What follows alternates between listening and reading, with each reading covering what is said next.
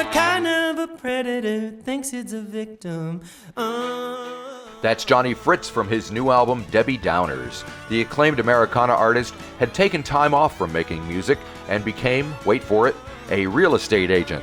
It seems he's come to his senses, or has he? Here is Jonny Fritz to tell us about his new record, his many side hustles, but first, his love of a good cup of tea. I love the English, like the Yorkshire Gold and the PG Tips and the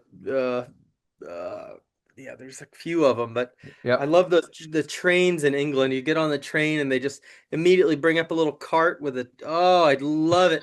I'm just like, just keep it coming, man. I mean, I'll be here all day. I love those PG Tips on a train. And across England, it's hard to beat that. Yep. Now, I don't know if you remember, but you were in my studio several billion years ago with Traveler, with Robert and Yeah. Corey. Yeah, right. So, I do remember that. Yeah. This little town's got no sense of humor. Can't even laugh at itself. I think there must be something in the water, 'cause I get so down on myself. Stuck on the tip of your tongue without speaking, never going nowhere. When I was young, I would dream of leaving, but now I don't even care. was that near the end of when you did everything and decided to call it a day for a while and become a real estate agent? It was, like on that tour, I was studying for my exam. The whole tour, I remember being backstage at a show in Sydney and like cramming, just like, was really trying to study. And Corey took a video of me that he sent like 6 months later. It was really funny. I didn't realize anybody knew I was there, but I had just my headphones on. I was trying not to hear the loud music, and he was like, I could tell after that you were done. I was like, yeah, I really was, but it happens. I mean, you have to. Like, there's no way to stay on the road. Like, it's just not. It isn't possible. It isn't Right. possible to have a fan. I mean, without great sacrifice. I mean, even just Yep. simple things like food or exercise. You just have to sacrifice that. So, Yep. you know. I was really happy to do it because it was cool. It was cool. It was like, just do real estate. And the cool thing about real estate, which there are very few I was going to cool say things that's not about not even a sentence I'm familiar with. Yeah, I know. I'm going to tell you about it though. But what I think is great about it is that there's not real estate agents are full of shit. I mean, they suck and they're full of shit, but they're honest in that they're not doing it for anything other than the money. Right. And it is the opposite of music, where there is no musician that I care to hang out with that is doing it for the money. Even more so now because there's even less money to go around, right? It's so much. I can't believe that it's worse than it was 10 years. I cannot believe it, but it's fucking worse and it's unreal. And so now here you are. Yeah, I'm into it. I'm into it. I saved up some money and I care so much about what I'm doing that I don't want I don't want to have money to have anything to do with it. So Right. I'm really just doing it for the love of it and doing it exactly how I want to do it, and saying, yeah, it's going to be expensive and no, it's not going to profit. And but I want it to be this way. I mean, I made the record 4 times, Right. and so we're releasing 4 totally different versions of it. Like, That's nuts. it's good and expensive, but I've always wanted to do it. I've Right. always wanted to do it. So are you still doing the real estate as a side hustle or as the main hustle Yeah. so that you can do this? Is this what's paying for it? I have another hustle right now. I got a bunch of hustles. I All mean, right. Bring I 'em really on. do. But my main thing right these days is I book a music venue up in Sonoma County, and I'm the music director of this Cool. venue up there, and it's called Little Saint, and I book uh some really really very special shows. Like, I booked Beck last month. Oh, right. Had That's Beck cool. play a solo show to 100 people, you Nice. know, and like got Rufus Wainwright a few times, and like Lavender Country's last show ever, and some really cool stuff. So that's my main gig. That's like my 9 to 5, is like booking music, and then I go on tour and I sell a couple houses a year, and I'm pretty happy. There you go. It's really working out. Yeah. Hey, everybody's got to do what they got to do, to make it Yeah, all. that's right. That's That's right. cool. All right, so we got Debbie Downers. Like you've already mentioned, you have four versions of the thing. I've Yeah. heard the one that is coming out on the 24th, which is the country version, which is the main. And then additionally, there's what? There's the After woodwind that, version, the karaoke version, and the chopped and screwed version. yeah, and yeah, that's right. That's the four. That's it. All right. So when did these songs have you had these songs floating around for a while, or did you have to sit down and write again once you decided to come Oh, back to music? well, I write really slowly, and also since I was in your studio, I've had a kid, and Right. I've had I mean, I've just had a lot going on, so I haven't been able to focus very much on music, and so it's taken me a really long time to write a record, but I've been working on it for a decade. Okay. All So right. yeah. Now I just remembered the T. Tifu T. Wow, I've Tifu. never heard of that. Yeah. Wow, But there you go. But that was cool. like 50s, early 60s. So, I don't Wow, even know if they're cool. in business anymore. Yeah, I wonder. I wonder. All right. Sorry, I No, it's had good. That's good. I knew it would Cool. come in the Yeah. worst possible time. All right. So yeah, so you had some song. So um what was the process of getting this thing all going again then? You're on a record label. Did you had to get producers, you had to find people to play Yeah. with?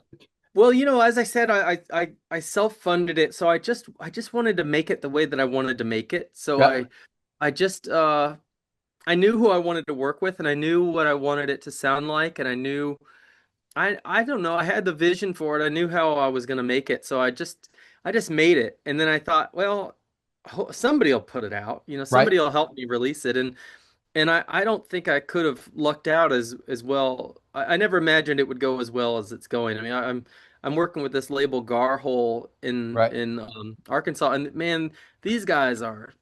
I've never met such competent young people, first of all, Cool. or music business people. I mean, it's a this this operation is like, damn, this is awesome. And they're in Arkansas. Yeah, they're in Arkansas, which is kind of the new thing. Like I gotta say, like I think I'm always really interested in where artists are going. Like where are artists living? I mean, when I was 19, I moved to Philadelphia and I was in Philadelphia for 5 years and then moved to Nashville and then moved to New York and Nashville and Philadelphia were like the underdog cities. Like they're just shitty places. There's nothing going on. The only thing that was going on was that there was a lot of art, a lot of creativity, a lot of young, poor people that were wildly creative. And it was the perfect place for them because it was also just impoverished and cheap. And there was, Yeah. plenty of housing and plenty of work and Yep. to watch whatever. And so those places are not that way anymore. And so I'm always kind of like, well, where are the young people going? I mean, they're not in LA, they're not in, or if they are, they're struggling. Yep. So I'm so into it, and yeah, there's a lot of them in like Northwest Arkansas, All where right. where you can run a record label because you can get rent on a warehouse for nothing, and you can buy a Yeah. house for 100 grand, and it's like, oh fuck yeah, this is Yeah, there you awesome. go. Well, Yeah, I have been talking to a lot of people in Nashville, and they're not necessarily country or even Americana artists, but rocks. And a lot of people come from New Zealand to get into the songwriting thing that's going there. We yeah. have a couple of artists like that. But is that kind of what your Hot Chicken Condos song addresses? Absolutely, yeah. Hot chicken condos is, I mean, everything in Nashville is hot chicken themed. And really everything in Nashville now is just condos. Maybe I need to leave Tennessee. Hicks on fire and millionaires from slavery. Maybe I need to leave Tennessee. Christian singles, hot chicken condos, and humidity.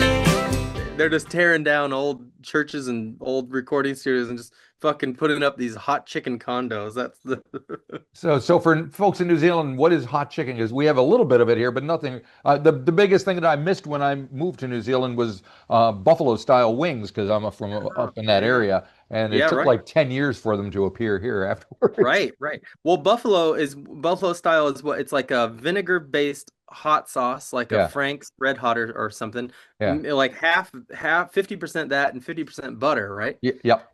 And that's buffalo. It's And very good. it's very hot. I mean, we used to eat them Yeah, until tears were coming, yeah. I sweat mean, pouring, and then that was a good one. yeah, I mean that's an irresistible combo though. The hot sauce and butter, like and chicken, like okay, here we go. Well, hot chicken is similar in that it's a fried chicken, and they take some of the oil from the fried chicken and they mix it with a tremendous amount of brown sugar and cayenne and cumin, maybe a little cinnamon, but Yep, mainly just oil. It just turns into a tar, and then the tar gets pasted onto the fried chicken, and it's extremely good. yep. Well, Um, anytime you're talking about tar and food, you're haute Hey, cuisine right we're good. there. Yeah. Well, and so, what's happened is this is a Nashville thing. I mean, it started at Prince's Hot Chicken and it's so good. And everybody who visits Nashville is just like, Jesus Christ, this is good. Right? And it's kind of it's surprising to me that it took this long to take off, but it took this long to take off and it's amazing you guys have it in New Zealand, but it's also makes sense to me. Shit is good. Yeah. But like what Nashville does is that it's such an entertainment town. It's like they want to be Las Vegas or something. So they take their own thing and just inject it with a tremendous amount of marketing and Yep. branding and just blow it up inside itself. I mean, it's like an explosion that keeps exploding. And so they've just made a joke of themselves in a way and just made it like, oh, you like what we're doing? Well, everything we do is the thing that Yeah, you yep, like. yep, yep, yep. Well, It's got to just strike bitches while for the iron's hot, I guess. That's what they do. yeah, right. Yeah. All right. So, what did it feel like to you being back in the studio and actually making music again? Oh, so good. I mean, it's probably my favorite feeling is being able to share new music, you know. It's one of those things I'm always just want to be able to share a new song or or I haven't been wanting to play shows in so long because I'm like, I don't have a full new set yet, and Right? now that I do, I'm just so happy to play. I mean, it's really difficult to keep playing shows riding on the coattails of a eight, 9-year-old album, it Yep, just yep. doesn't, even though I'm so proud of that work and all the work that I've done, it just doesn't, I don't know. I hate to let it get to me, but it just doesn't feel good without having something new. Um, so now that I've got something new, it feels really good to get back at it. It feels All right. really good. So, did Yeah. you stay in touch with your buddies? Did you stay in touch with like Robert Ellis, or I know you're friends Oh, with yeah. what's his name, Taylor from Dawes. Oh, yeah. I mean, he lived down the street from me in Altadena until our Yeah, neighborhood burned down. yeah. Um, but yeah, of course. I mean, those are my some of my best friends. I didn't I didn't lose touch with anybody. I just kind of stopped All right. touring, which turns out was like it was really nice. It was really nice to not have to go out on the road. As much as I love it, it's funny. It just there's an amazing Michael Jackson clip I saw recently of it's like a bloopers, not like a blooper, it's like a an excerpt from a commercial he was shooting. Right. And then like Outtakes. yeah, thank you. It's like an outtakes and like the video starts with him off camera just saying, but I hate it. I go through hell every single time and I hate it. Life is it's horrible and I cannot lie about this. And they're like, can we please just try it one more time? And he's like, fine, and they're like, Yeah. all right, rolling. And he goes, I am so excited to be back on tour. I was like, fuck me, Michael Jackson? Like he's got a private jet and probably like, one person that's in charge of like charging his phone, Right. another person Yep. who's in charge of like Michael likes new socks every 45 seconds, so I'm the sock person. Right. Like his life is probably as good as anybody's could be. And if that dude's being like, I go through hell, well, it's probably pretty rough. Something Yep. wrong with it. Yep. Yep. So, has your life changed significantly getting back into the music biz? No, I mean, I've lost a lot of money. There you go. I mean, it costs so much money. I'm actually gonna. Okay, so something fun that I do with real estate, or the way that I kind of got started in real estate, because like in the beginning, I didn't have any clients, and I was just going out and looking at these like $30 million homes in West Beverly Hills, and I'd go to these open houses and kind of to give people an idea of just how big the divide is between the rich and the normal people. I would say, well, here's your breakdown. Here's how Yep. much this would cost you. If you were to put 20% down and finance this, you're looking at um, $250,000 a month, you know, and uh, and I would post this stuff on Instagram, and it would engage people, be like, that's so fucked up. Houses don't cost that much in Kentucky. And I'd say, well, how much are houses in Kentucky? Are you looking for an agent? Do you need anybody? And well, Yeah. yeah, we're looking. So I was able to like drum up some business by just pissing people off Right. with with here's your breakdown. So I got really excited about here's your breakdown, and as like a here's your break as like a used car salesman kind of thing. So I really want to put together the financials of the tour and say, like, here's your breakdown. Here's what it cost me to make this record. Yeah. Here's how much I got paid on these guarantees. Here's how much it cost to for just hotels and very basic stuff. Yep. Just getting coffees in the morning, and I'm fascinated with the economics of things, and I want people to see, like, I think people just don't know. They think, oh, you're probably on a flying around, and You're yet right. we are crawling to the show actually. Crawling through the wreckage. Well, it's Yeah. interesting. You talk about the economics. So the housing situation in New Zealand. I moved here in 1994, and in the States, when you buy a house, at least when I did, and you kind of bought it to live in. And but here, the first question people ask you if you bought a house is, how much do you think you're going to be able to sell it for? Oh yeah, So interesting. it's constant up It's like the Netherlands, huh? and so the prices are just outrageous because it's always selling up and up and up and up, and there's no end to Wow. it. So yeah, it's a That's very surprising to me. New Zealand seems like, I mean, obviously the appeal is so great to live there. The place is amazing, but it also seems pretty underpopulated. I mean, it every time I've is. been to There's only Auckland, five I'm like, million people here. There's yeah, lots of wide open spaces, but they have no capital gains tax on house sales. So everything uh, you make is pure profit, and that's what wow, inspires those. There are people who are just like that's what they do. They're just rolling in money, turning over houses, raising the sure. making a couple of million each time. I mean, you can't buy a house for under $1 million here in Auckland. It's I mean, insane. same here. Yeah. Yeah, so probably not under 2 million. I'm Is guessing, that but right? Oh, I don't own anymore. I did a long time ago, so I'm yeah. staying in the rental scene. Yeah. Yeah. I like Yeah. living in the city, but Yeah. that's the Right. only way I Right. can afford it. Yeah. Makes So sense. Yeah. how is so? Have you done some shows? How does it feel to be on the stage, and what's your audience like these days?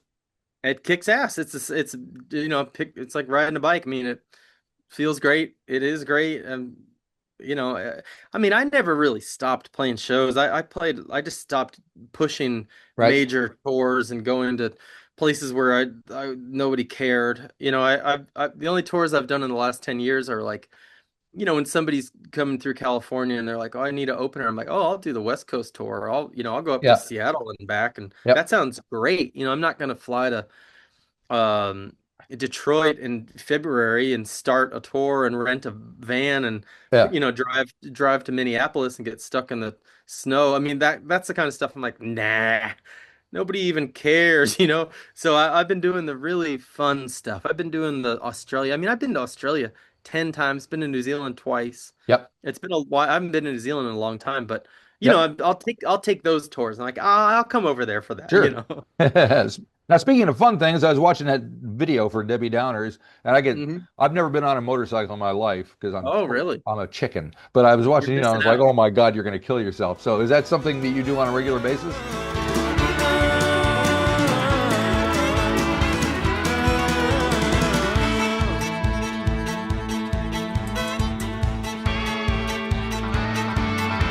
My whole entire dumbass extended family's all Debbie Downers and negative Nancy's, and oh, their whole lives have been lived so backwards. Polite to policemen, but rude to their waiters.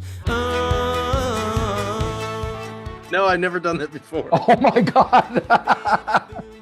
No, I just bought this motorcycle that has I mean I've owned motorcycles since I was 17, but I've never not had one, but this one I just got it's really nice and it has cruise control. So if you set the throttle and lock it, Yeah. it'll just keep going forever. I was like, "Oh, I think I could stand up on this thing."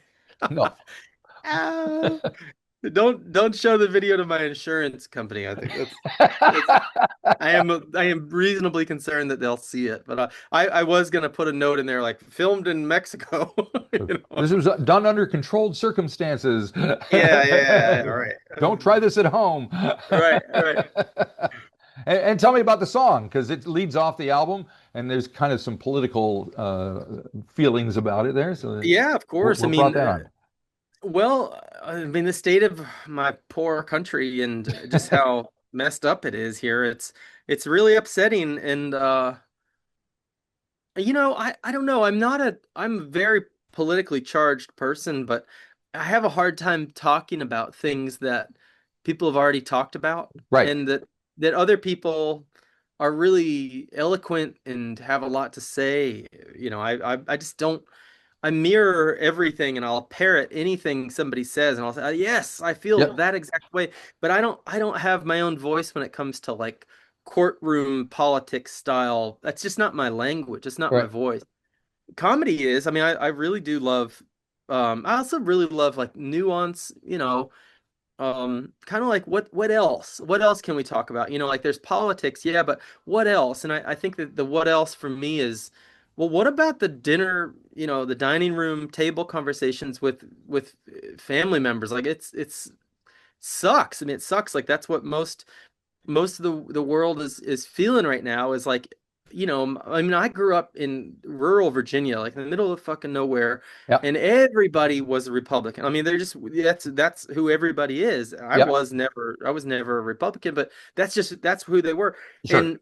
And politics never ever came up because the guys, the blue collar guys, you know, that were Republican, it just didn't interest them. Yep. And now I feel like the president has really like deputized everybody and made them feel like they're some sort of like assassin with a fucking badge. And so they kind of walk around talking politics and it's so uncomfortable. Like, are you seriously talking politics with me right now? Like, you know, like we've been friends forever. Like, you know that we don't agree. Why are you trying to talk to me about something you don't even know what you're talking about? And you know we don't agree. So like, is it just a fight? And so Yeah. that's been a new thing that I'm sure you've missed out on.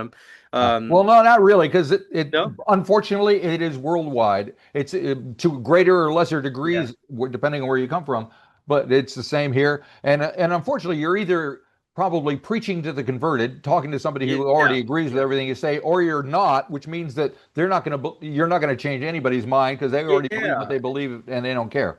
So, Well, what's the and they point? do care. Like they care to defeat you, and they care to like win a battle. And I'm like, I've never wanted to convert anybody. I don't care. I mean, I do care, but I don't need to convert anybody. If somebody Yeah. believes something, like believe it, but please don't act like you know what you're talking about. You know, Yep. like Yep. yeah, and that goes for both sides. You know, really, it's just like, oh, if you don't know what you're talking about, can you just shut up, please? But You they know. don't know what they're talking about. Yeah, right, That's right. the problem. It All right. reminds me of like myself as a teenager. You Right. know, like when I hear a guy at the gas station being like, "You know what I think about liberals?" Like, man, I don't fucking care what you think about liberals, but I bet it sounds like something I would have said when I was 15 when I just learned about the Yeah. difference between Yeah. you know, and you sound like a teenager, a Yes. dumb one. So, Now, back to the record. So you got three other versions of this thing that's going to come out after the 24th. Do you have a schedule in mind? Can you yeah, yeah. tell I me mean, about, because I assume they're all in the can and ready to go. yeah, they're all ready to go. Yeah, the idea behind it was, you know, I love like used car salesman, marketing, branding tactics. You Right? know, I just love it. I love it. And so I was thinking about, okay, here's the thing. Like when you make a record, especially at my level, you make a record at my level. and you get like an NPR review or a Rolling Stone review or or something Yeah. like that. You're like, damn, this is amazing. And then 2 weeks later, it is totally forgotten. Right. Right. It's just how it is. So Yep. I just thought, how about this? If you keep if like every 3 months for a year, I just keep releasing the same record, be like, and here it is again, like I bet you forgot about it, but here you can't get away from it this time. Like, so that's the idea is like just fucking keep releasing it, and people will be like, I guess I ought to listen to it now. Yeah. So we'll see. We'll see how it goes. Yeah. Do you have a favorite version? No, but I have favorite versions of songs Okay. on the one we did with Jordan Lenny in Nashville, the record that's coming Yep. out next week. I really love most of it, Yeah. like I think it turned out really well. But then like we did this one with the Woodwinds ensemble, and the Woodwinds, like some other songs just shined so brightly with the winds. It was unbelievable. I was shocked how those ones came out. And then I did a karaoke version where I asked all my friends to cover my record, Yep. and like Vincent Neil Emerson covering one of my songs on there. I heard it and I wanted to cry. It was Nice. just Nice. I was like, holy crap, that guy can sing. And Courtney Marie Andrews, I mean, hearing like Courtney Marie Andrews and Aaron Ray and Nick Shoulders and Josh Headley and Yeah. Vincent Neil Emerson, and all these people sing my songs. That was just such a beautiful honor. I'm so excited. So a lot of those really, really shine brightly with that. All right. But you almost told me of, I think, a favorite song on the album, but you didn't. Do you have one?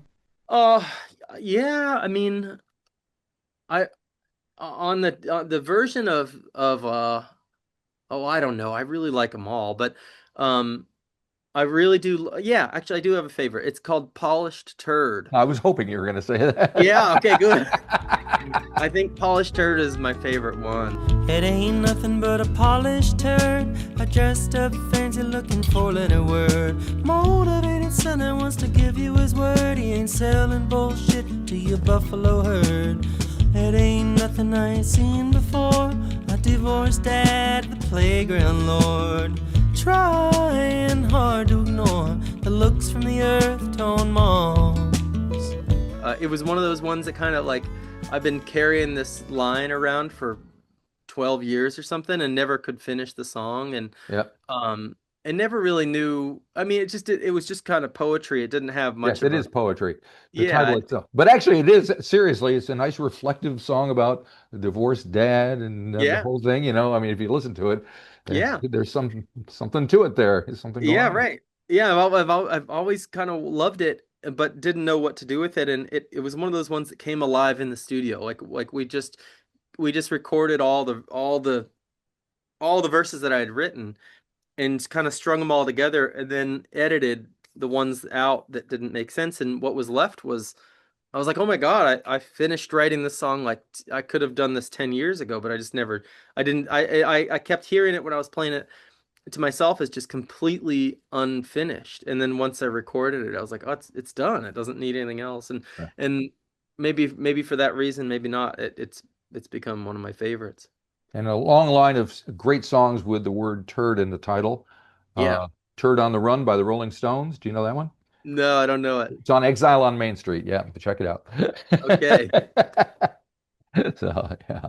All right. So, and do you have other songs ready to go? Do you have a grand plan in motion after the four versions are all out? I mean, this is a young man's game, and I am past my prime. And no, I'm gonna put everything I have into this record and Yep. promoting it, and I'm gonna stay really true to myself and to my process, and I'm gonna write the next record as it comes and not force it, because there's nothing worse than a forced Sure. art. Yep. I Yep. mean, it just sucks. The art suffers when you don't take the time. And Yeah. so I'm, as much as I've been anxious to get back to performing and to playing and stuff, I'm glad that I waited as long as I did, because it wasn't ready until now. And um so I'm gonna stay on that path. I think that's the ticket to glory, not fame. Yep. I don't know that I'll ever be famous, but I don't care. I know a lot of famous people, and it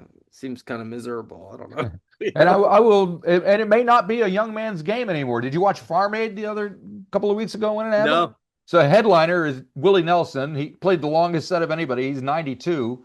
And I figured Yeah, he'd just kind amazing. of grown through a couple of songs and that was it, but he was amazing. Next down the line was Bob Dylan, who's 84.